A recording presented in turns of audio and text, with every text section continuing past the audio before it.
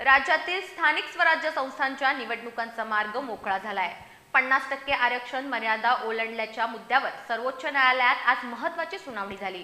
न्यायालयानं स्पष्ट केलं आहे की निवडणुका ठरलेल्या वेळापत्रकानुसारच होतील। मात्र ज्या 57 संस्थांमध्ये आरक्षण 50%पेक्षा जास्त आहे त्यांचा अंतिम निकाल न्यायालयाच्या अंतिम निर्णयावर अवलंबून असेल। पुढील सुनावणी 21 जानेवारीला होणार आहे।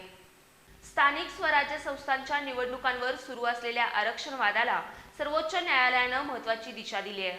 50% आरक्षण मर्यादा ओलांडली गेल्याच्या आक्षेपांवर न्यायालयानं म्हटलं आहे की लोकशाही प्रक्रिया थांबू शकत नाही, त्यामुळे निवडणुका वेळापत्रकानुसारच होतील।